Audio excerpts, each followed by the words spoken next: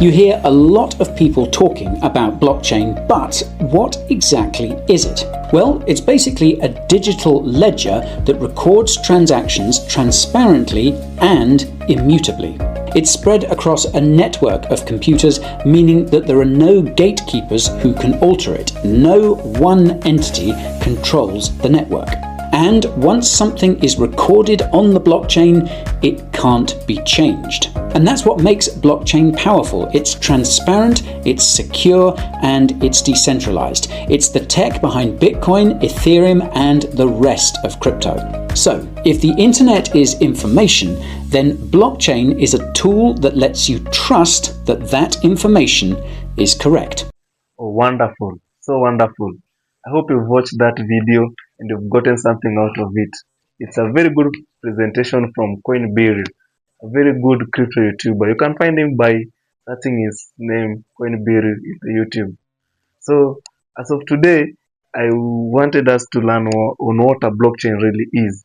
So, I prepared this presentation for you just to give you a glimpse and make you understand what a blockchain is. If you are new to my channel, kindly consider sharing, liking, and subscribing to my channel. Before I give you this presentation, I also have a very wonderful video which I've got from the internet, which it's educating on more about a blockchain. So I hope you'll watch it up to the end. Blockchains are incredibly popular nowadays. But what is a blockchain?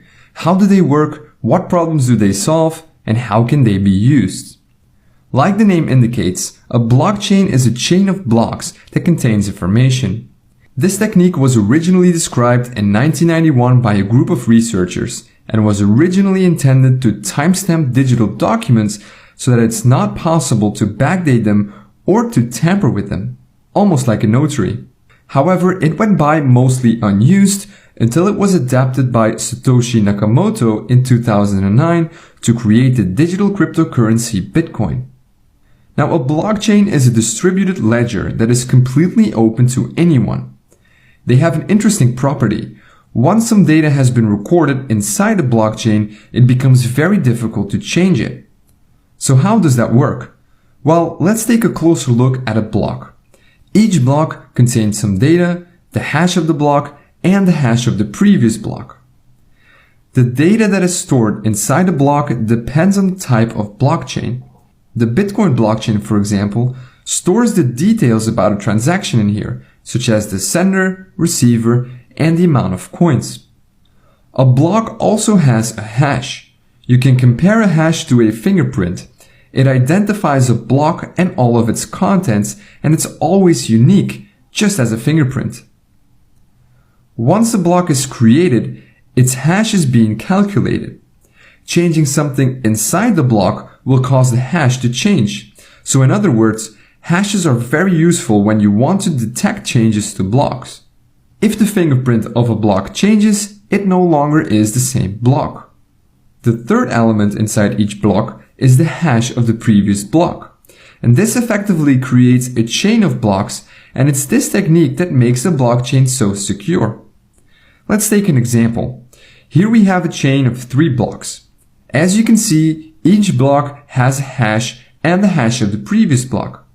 So block number 3 points to block number 2, and number 2 points to number 1. Now the first block is a bit special.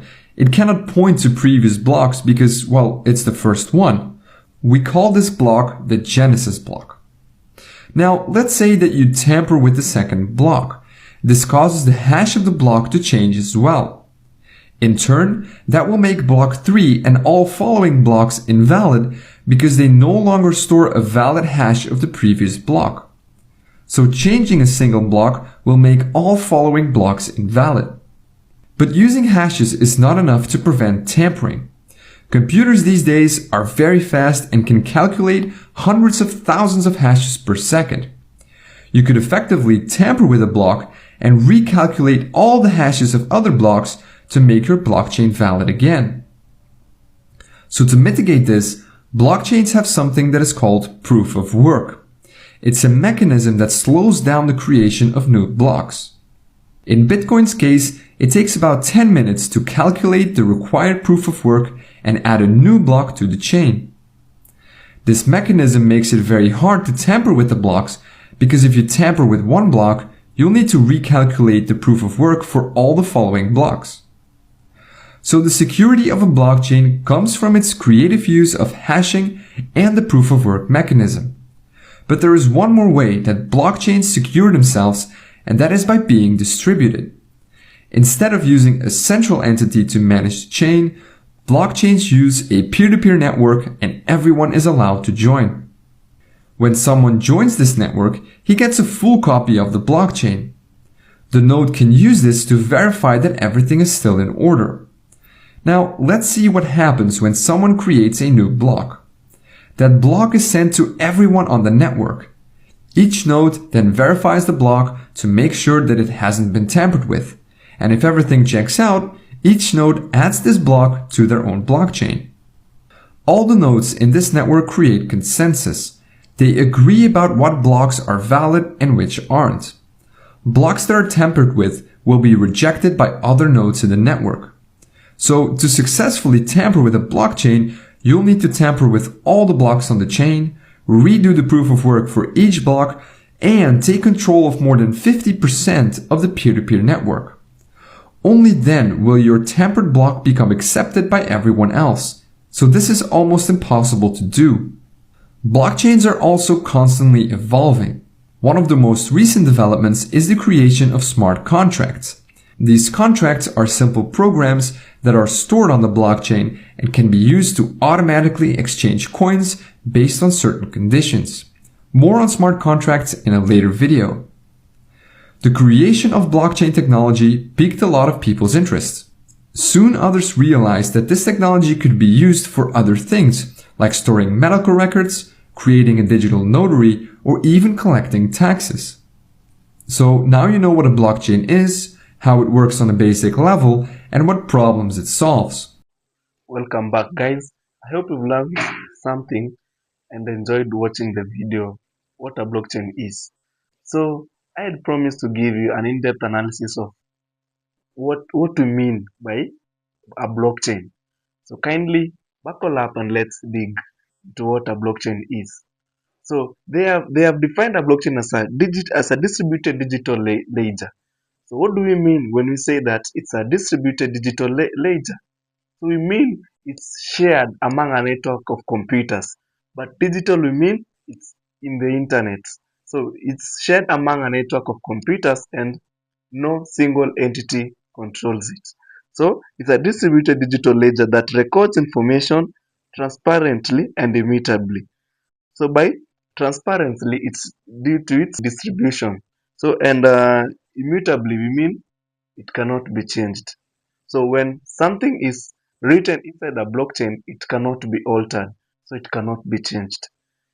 So we also said when a block is full, it's sealed and a new block is created and linked to the previous full one, forming a chain of blocks, hence a blockchain. So when information is recorded in one block and the block is full, then a new block is created and linked to the previous one, which was full, and the two which are linked, they form a chain. So when the two linked blocks plus the chain form a blockchain. So in the video, they've also discussed about proof of work.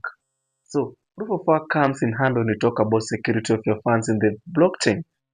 So in the previous time, they used the hash method. So the hash method is somehow not that secure because the computers nowadays are very speed and when they can crack or hack the hashes of a lot of computers and change them. So but due to the glitch, the blockchain came up with something called a proof of work. So what is proof of work? A proof of work is a mechanism that slows down the creation of a new block into a blockchain by, for example, in the Bitcoin blockchain by 10 minutes. So this allows for the creation of that new block to undergo the checking process to make sure it's legitimate. You might have been having thoughts about joining the crypto space. Joining a crypto space has some advantages due to the blockchain's nature. So one of them being that you can't cheat a blockchain. This is because it's immutable. Once something is written in it, it can't be changed. Another reason is because no one owns the blockchain. It's purely distributed among the peers in the network. Another one is because everyone can see, hence the transparency nature of the blockchain. So I can also give you a disclaimer that always invest on what you can lose. This is because the crypto market is highly volatile. So by volatile, I mean the price fluctuations of crypto may be so risky. I hope you've learned something about blockchain. So I believe when asked to describe a blockchain, you can at least give something in a nutshell. So in my next video, I'll be discussing about the biggest cryptocurrency exchange in the world. If you want to know more about it, kindly stick around and don't forget to subscribe to my YouTube channel and click the notification bell so that you may get to see my new videos as they come up. So in the meantime, don't forget to BYOR.